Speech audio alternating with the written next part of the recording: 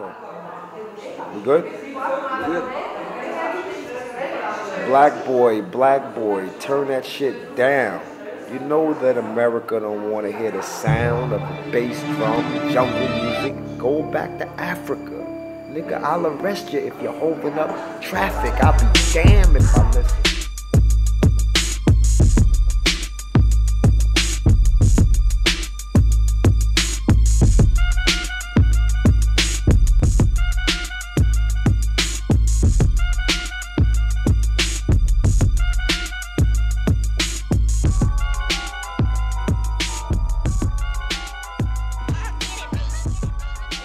Well, the album came about because a friend of mine had the MF Doom instrumental CDs, the Special Herb CDs.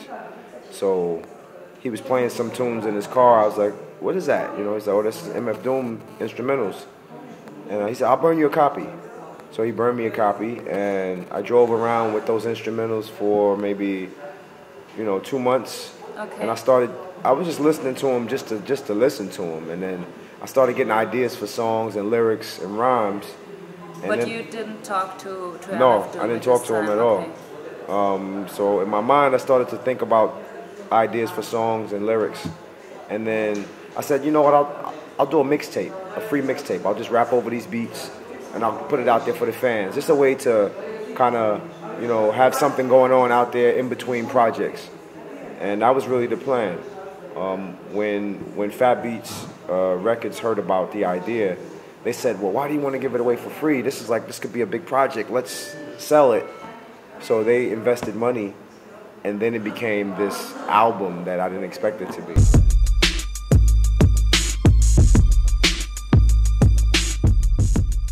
I started talking about this, that I was writing these songs a year ago on Twitter.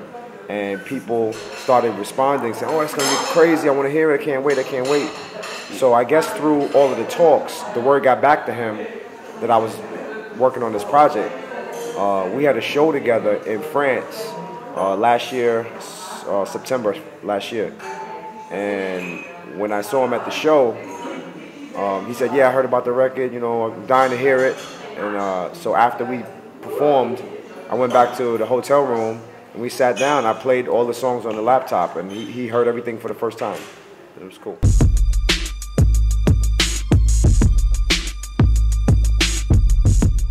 He was blown away. He said that just hearing it made him want to make more beats and start writing some more rhymes himself. Yeah.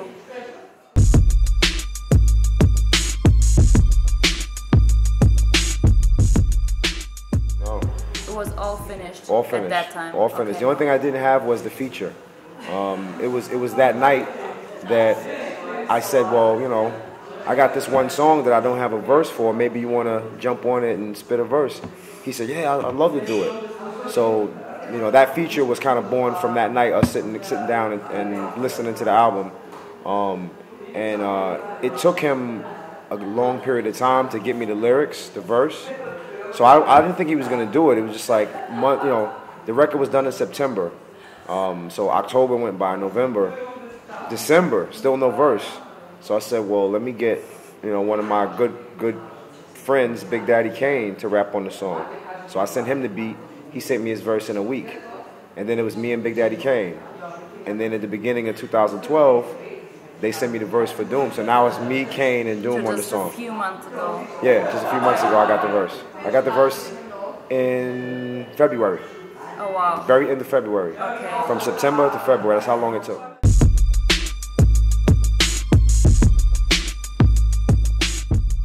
This is only the third show, but third show. We got it's 22 shows total. So the very first show, Stuttgart, was crazy.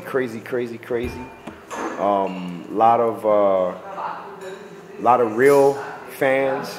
I did an encore. Went back, show's over, and they start screaming, and I had to come back out and do 2 more songs. It's very rare that I have to come back out and do more music, but that's how much they wanted it, and they were into it, so I did that. And then last night in England, not as crazy as Stuttgart. It was okay. We gave them a good show.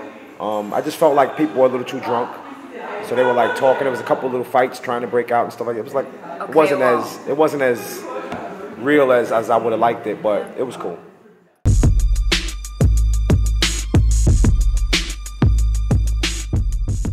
One of my most memorable shows from 2001, the Disposable Arts Tour, was in Vienna. We talk about this show to this day. It was in, I think the club was called B52 or B, something like that. If it's a small club. Yeah.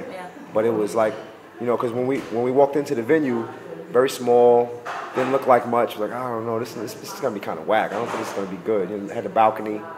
And we didn't have a real good feeling about the show. Sometimes you just walk in sound check and it just looks like there's not a vibe. Like there's no buzz. I don't see people kind of hanging out. And when we came back, man, that place was front to back, top to bottom, all the way around the balcony. People hanging over the sides, and it was like one of the craziest shows of that tour.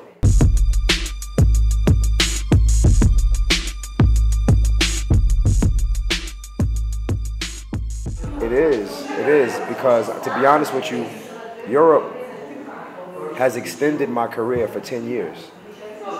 In 2000, I came to do a tour in Europe, and I hadn't been to Europe in maybe 5 years or something like that.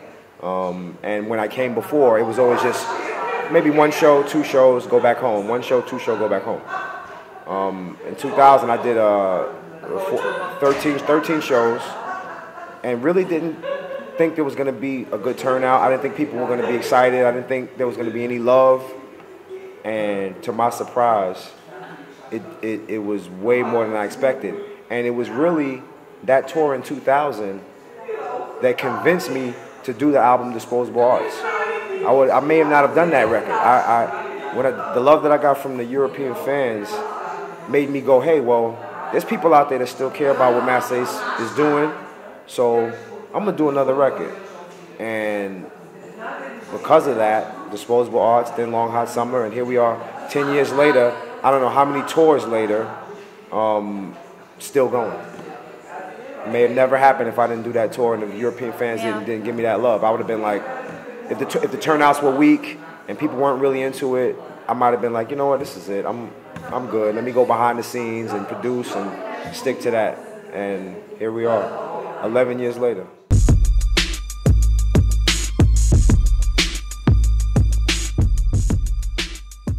Being on tour, what happens is support acts and right, dudes come up to you after the show or before the show or at the sound check, and they say, you know, would you want to collaborate on a track with me? And you know, I said, well, you know, we talk business, and then well, let me hear the beat, let me hear how you sound. If they rap in a different language, then I can't really determine if they're good or not. So yeah, but it's about the flow. Yeah, maybe. Yeah, it's definitely about the flow, and it's really about the beat. Can I get into the beat? If I like the beat and we can agree on the business, you know, I'll go on an off day, or if I have time, I'll go right to the studio and we'll record a song, and I'll be right on to the next city. There's been a few nights in Europe where I've come off stage after doing an hour and a half performing, dry off, put on fresh clothes, and go straight to the studio and stay in the studio till 5 a.m. and then get up and drive the next day to the next city. It's right there in front of you. Dudes want to do it, and why not do it? Because it exposes me to a whole new audience of people.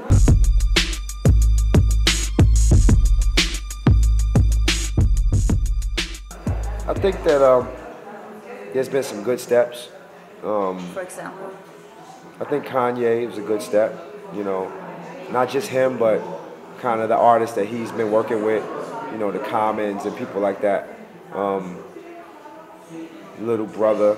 There's some groups out there that make you feel like there's still good, talented dudes that are rapping and making music. And, you know, hip-hop needs that. And we need that to balance out the fast food hip-hop that's just all about this beat right now, this little new dance, this little new way of dressing, because that stuff goes away really fast. So, you know, somebody like Kanye being as big of a star as he is, but really kind of being rooted in kind of the true essence of what hip hop is about, you know, beats and rhymes. Kind of helps me feel like there's hope for the music to continue to go forward. I think that you'll see more young, up-and-coming cats not trying to follow the trend of being a ringtone rapper, but just say, hey, Kanye, he's real musical, his stuff has good beats, and he's rapping his butt off. I want to be like that. I want to see more young cats trying to go that direction rather than trying to just be the right now dude on the radio for 1 year, and the next year you don't hear from him anymore.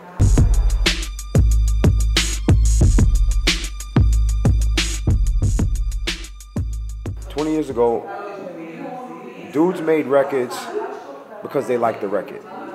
They made the record because they thought it sounded cool, and they just wanted to do a dope record.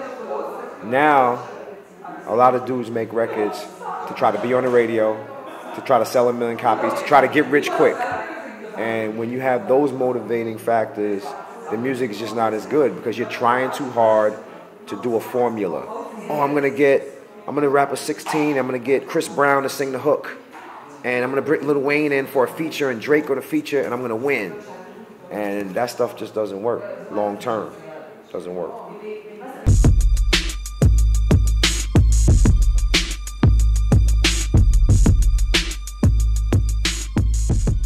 Quite a bit. Disposable Arts was probably my most introspective, honest album. You know, songs like No Regrets and Dear Diary kind of pour my heart out on those records. It kind of opened up a side of me where I'm not worried about just being honest, being real with people about my feelings, my thoughts. I know where I am in my career. I know the age that I am. I know what's going on around me, and I can talk about that and not be afraid of that. I can talk about it and say, hey, this is what it is. I know what I am. I've been in this game for a long time. There's way younger cats, way more talented, spitting crazy and all of that. But I'm still here. I got my lane, and I'm doing what I do.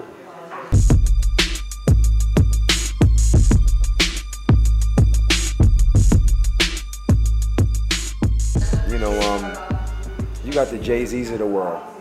You know, he's the $200 or $300 million man. Like, that's money. I got a long way to go to get to that point. I'm comfortable. I'm okay. But I have bills. There's struggles. You know, all of a sudden your car stops working. It's $1,000. You're like, fuck. You know, if I had that much money, I wouldn't go, fuck. I'd be like, $1,000. Fix it. My car breaks down. It's $1,000. I'm mad. I'm like, shit. Okay, I have it, but I don't really want to spend that money.